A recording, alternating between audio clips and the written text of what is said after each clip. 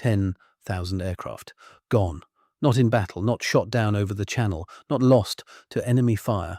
Destroyed deliberately, methodically, by the very people who had risked everything to defeat them. This is the story of one of the most extraordinary and most forgotten operations in the history of the Second World War. A story of fire, steel, secrets, and the brutal arithmetic of victory. Picture this. It is the summer of 1945. The guns have finally fallen silent across Europe. Adolf Hitler is dead in his bunker. The swastika has been torn from every government building from Berlin to Vienna. For the first time in 6 years, Europe breathes. And somewhere on a muddy grey airfield in the English countryside, a machine roars to life. Not an aircraft engine, something far more powerful, a crusher, and it is hungry. What happened at RAF Maintenance Unit 49 and at sister facilities scattered across post-war Britain was not simply disposal, it was transformation. The wreckage of Hitler's once mighty Luftwaffe, the air force that had terrorized London, bombed Rotterdam into rubble and stretched its talons as far as Moscow, was being fed piece by piece into the furnaces and presses of British industry. By the time it was over, an entire air force had been swallowed by the earth, and the British government made sure almost no one knew about it. But here is what nobody expected. Those 10,000 crushed aircraft would help rebuild the very nation that destroyed them. And the story of how that happened cuts to the very heart of what Britain really was in 1945. Exhausted, broke, and more desperate than any victory speech ever admitted. To understand why 10,000 Luftwaffe aircraft had to be destroyed, you first have to understand what Britain looked like the morning after the war ended. This was not a nation celebrating in comfort. This was a nation on the edge of collapse. 6 years of total war had cost Britain approximately £3 billion, equivalent to well over £150 billion in today's money. The treasury was hollow, rationing remained tighter than it had been during the Blitz itself. Bread, which had never been rationed during the war, was placed under rationing controls in 1946. Bread in peacetime. That is how desperate things had become. And then there was the question of what to do with the machines of war. By May 1945, the Allied forces had captured something extraordinary, an almost incomprehensible volume of German military hardware. Tanks by the thousands, artillery pieces beyond counting, and aircraft. So many aircraft. The Luftwaffe, at its peak in 1940, had fielded nearly 4,000 combat aircraft. By the end of the war, German production lines, despite relentless Allied bombing, had actually increased output, churning out close to 40,000 aircraft in 1944 alone. Thousands of these machines survived the war's end. They sat on captured German airfields, noses pointed at grey skies, waiting. Messerschmitt Bf-109s, Focke-Wulf 190s, Heinkel HE-111's bombers, Junkers Ju-88s, even a scattering of the terrifying Messerschmitt Me-262 jet fighters, the world's first operational jet combat aircraft. What do you do with all of that? That was the question that landed on the desks of British military planners in the spring of 1945, and it had no clean or comfortable answer. Several options existed on paper. The aircraft could be retained for study, and a small number were. The British, Americans, and Soviets all scrambled to secure the most advanced German designs before their allies could grab them. The aircraft could be distributed to allied nations. Some were. A handful of Luftwaffe machines ended up flying with the French and Yugoslav air forces in the years immediately after the war. They could theoretically be sold. But to whom? Europe was a ruin. No one had money to buy aircraft. And then there was the most pressing problem of all, the one that made all other options irrelevant for the vast majority of these machines. Britain desperately, urgently, critically needed metal, steel, aluminium, copper, the raw materials from which an entire peacetime economy had to be rebuilt from the ground up. And 10,000 captured enemy aircraft represented a mountain, quite literally a mountain, of precisely those materials. The calculation was brutal in its simplicity. A single Messerschmitt Bf-109 contained approximately 550 kilograms of aluminium in its airframe alone. Multiply that by 10,000 aircraft and you have 5.5 million kilograms of aluminium. 5,500 tons of a metal that Britain's exhausted factories and rebuilding efforts were screaming for. That aluminium would go into new housing, into the pots and pans of families who had cooked on open fires during the Blitz, into the nascent British car industry trying to claw its way back to peacetime production, into 1,000 ordinary things that an extraordinary war had made impossible to manufacture for 6 straight years. The decision was made. The aircraft had to go, and they had to go quickly. But here is what nobody tells you about that decision. It was not made reluctantly. It was made with a kind of grim, industrial satisfaction. Because for the men who made it, the planners and civil servants and military officers who had watched the Luftwaffe drop 56,000 tons of bombs on British cities, who had buried colleagues and friends and family members under rubble, feeding those aircraft into a crusher felt like justice, cold, mechanical, absolute justice. The operation that followed was enormous in scale and meticulous in execution. Across Britain, RAF maintenance units, known simply as MUS, became the processing centres for this vast destruction. These facilities already existed. The RAF had established them throughout the war to handle damaged British aircraft, stripping usable parts and recycling materials. Now they were repurposed, expanded, equipped with new machinery capable of handling the volume of German material arriving by road, rail, and, in some cases, by the aircraft's own power, flown in by British pilots under ferry orders. RAF 49 MU at Quedgeley in Gloucestershire became one of the primary sites. RAF 33 MU at Lynham in Wiltshire processed hundreds more. At Kemble, at Shawbury, at Wroughton, the work began. Convoys of lorries arrived through Airfield gates with wings, fuselages and engines stacked on flatbed trailers.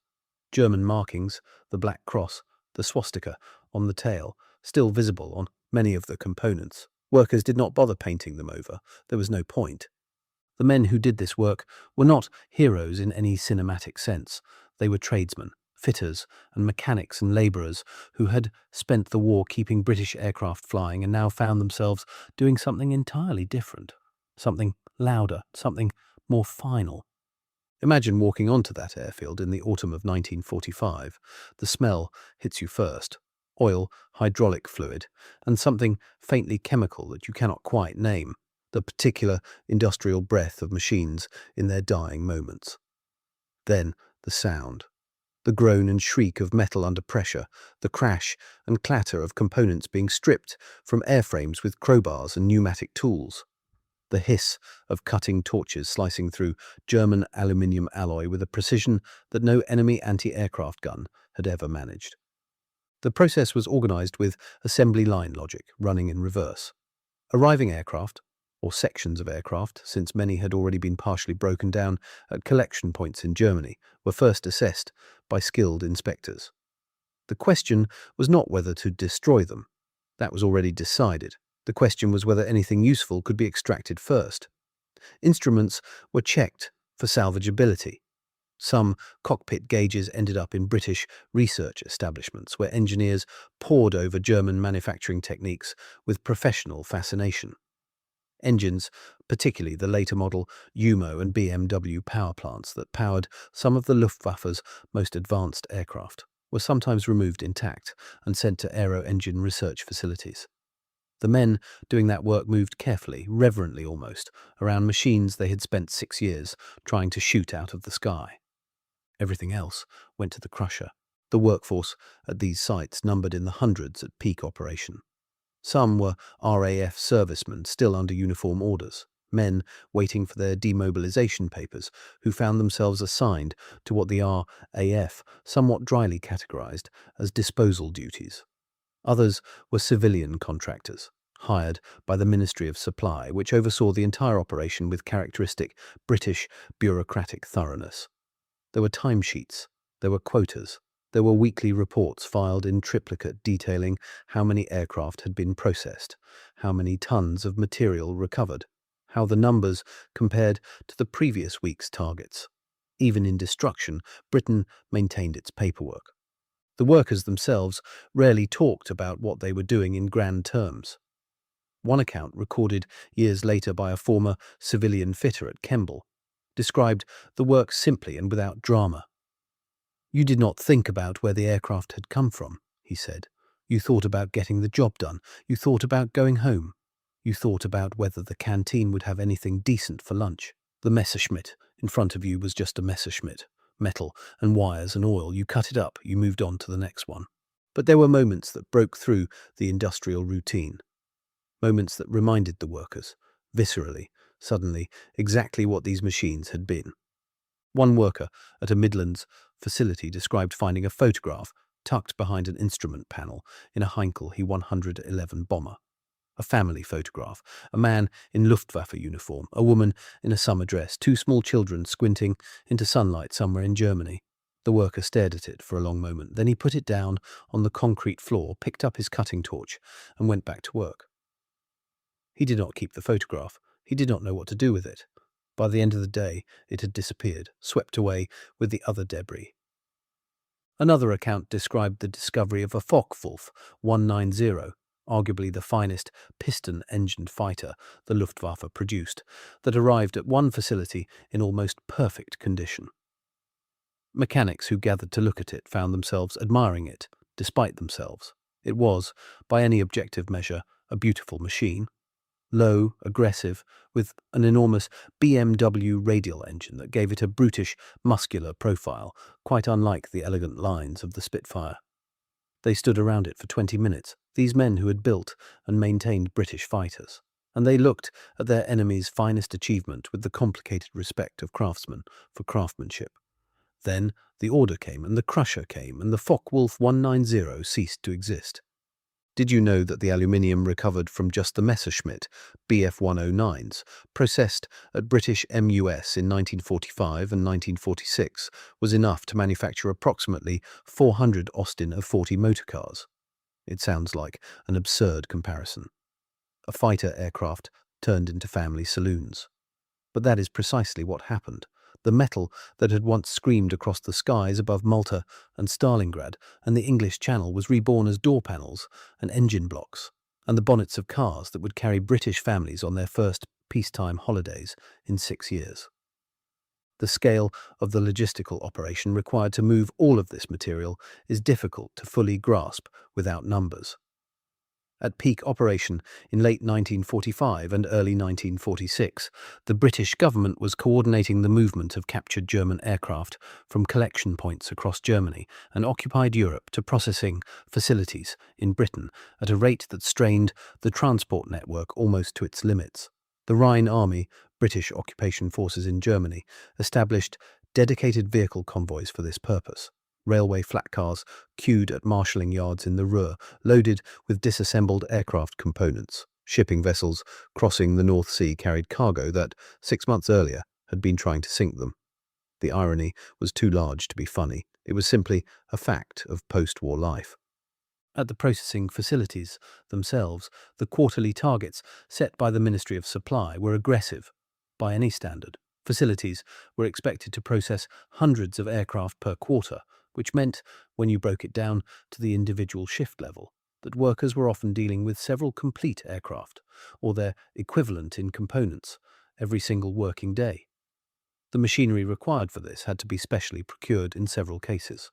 Standard industrial crushers were not designed to handle aircraft gauge aluminium alloy in the volumes being demanded. Modifications were made. Contractors were brought in. The British industrial improvisation that had characterized the war effort transferred seamlessly into the strange, melancholy work of dismantling it. Then something remarkable happened. The operation began generating intelligence that nobody had fully anticipated. When you systematically dismantle 10,000 aircraft, you learn things. The German engineers who had designed the Luftwaffe's machines had been, in many respects, ahead of their British counterparts in specific technical areas. The metallurgy of certain German aluminium alloys showed characteristics that surprised British analysts. The manufacturing tolerances on some Junkers engines were tighter than anything being achieved at Rolls-Royce at the equivalent production volumes. The cockpit ergonomics of the later model Focke-Wulf designs demonstrated a systematic approach to pilot interface that British designers found genuinely instructive. Much of this intelligence was classified and fed directly into British aerospace research programs. The de Havilland Company, which would go on to build the Comet, the world's first commercial jet airliner, benefited in ways that were never fully acknowledged from the technical treasure trove hidden inside those captured Luftwaffe machines. So did Hawker, developing what would become the Hunter jet fighter. So did Bristol Aero Engines, working on the power plants that would drive a new generation of British civil and military aircraft. The Luftwaffe was gone, and its secrets lived on. By the spring of 1946, the operation was approaching its conclusion. The great mountains of captured aircraft that had dotted the landscape of post-war Germany were diminishing. The processing facilities in Britain were working through their backlogs. The mountains of aluminium ingots and steel billets piling up in foundry yards were finding their way into the supply chains of British industry. And the workers who had spent months cutting and crushing and cataloguing were beginning to rotate out, replaced by smaller teams managing the diminishing final phases.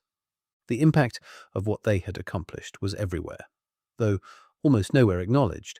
The British housing boom of the late 1940s, the emergency prefabricated homes that went up by the 100,000 to replace the stock bombed out of existence during the Blitz, used aluminium extensively in their construction. Some of that aluminium came from Luftwaffe aircraft, the new consumer goods appearing in shop windows as rationing slowly eased.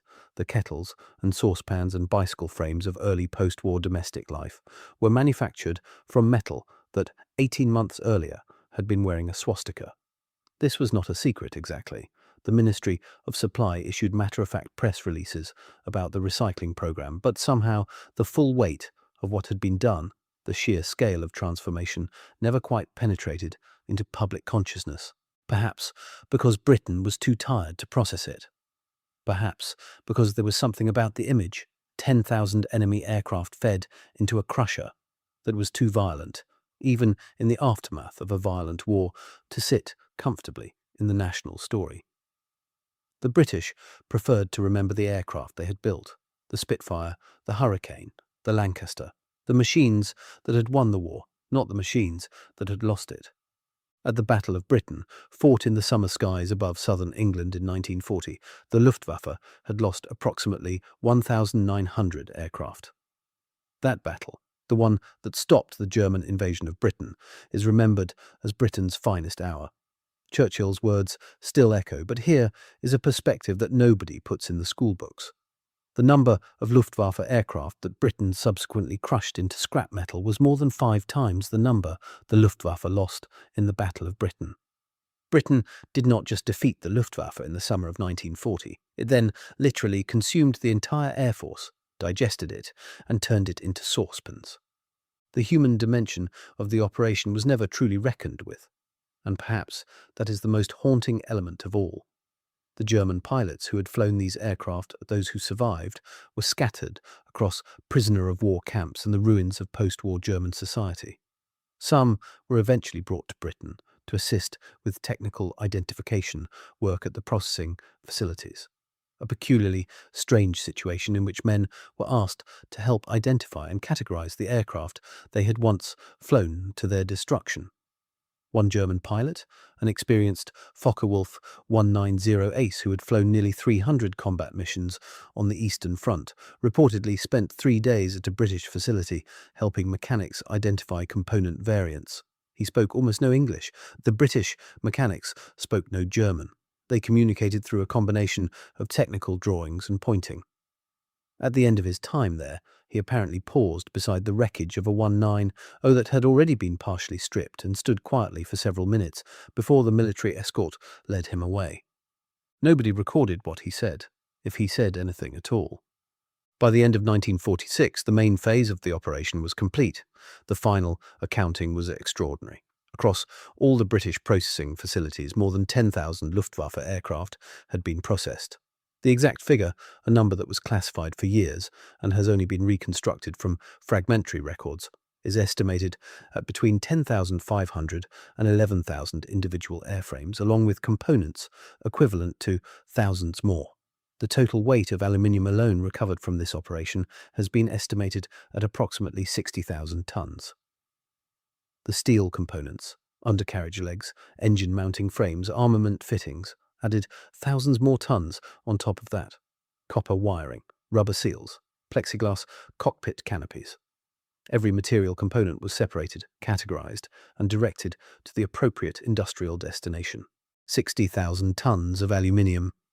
To give that scale proper context, at the wartime production rate of the famous Spitfire, which contained roughly 450 kilograms of aluminium per aircraft, 60,000 tons would have been enough to build 133,000 Spitfires.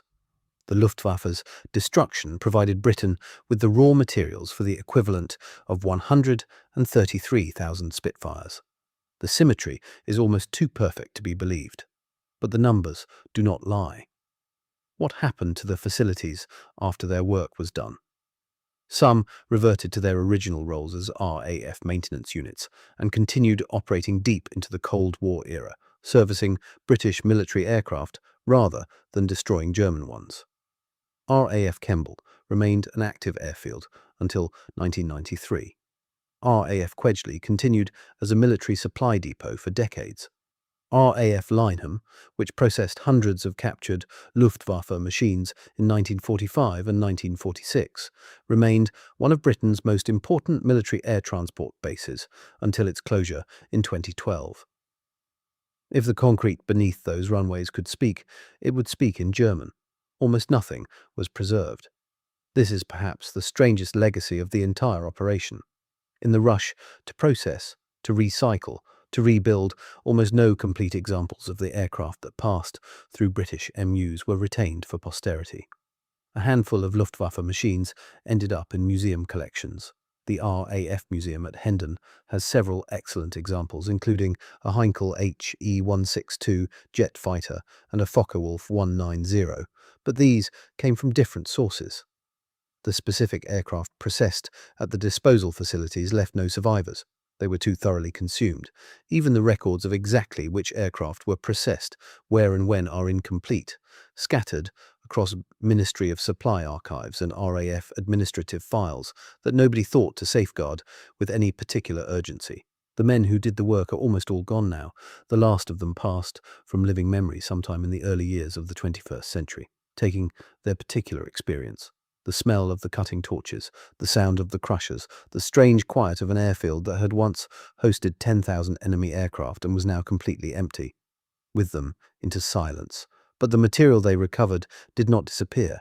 It persists. It is all around us, transformed almost beyond recognition in the fabric of post-war Britain, in buildings constructed during the great housing push of the late 1940s.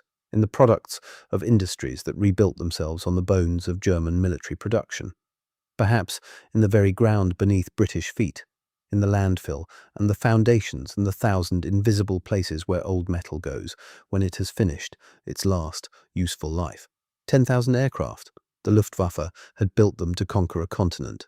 They had flown over Poland and France and Norway and North Africa and the burning cities of Russia. They had dropped bombs on Coventry and Cardiff and Southampton and the docks of London. They had killed more than 43,000 British civilians and thousands more military personnel in 6 years of relentless aerial warfare. And in the end, every single one of them was fed into a British machine and turned into the material of ordinary peacetime life. There is no monument to this, no commemorative plaque at Quedgeley or Kemble or Lynham marks what happened there. No documentary had been made, no best-selling history book had been written. The whole extraordinary chapter was simply absorbed into the general noise of post-war reconstruction and forgotten. Perhaps that is exactly what Britain intended. Not every victory requires a monument. Some victories are best expressed not in stone, but in the silent, total completeness of what was destroyed and what was built from its remains. In 1940, Hermann Göring, the commander of the Luftwaffe, famously promised Hitler that his air force could bring Britain to its knees. He was wrong about that, but in a way that he could never have imagined, he was right about one thing. the Luftwaffe did contribute to Britain's reconstruction, just not in any way that Goering or Hitler or the 10,000 pilots who once climbed into those cockpits would have chosen. 10,000 aircraft, gone, and Britain rebuilt.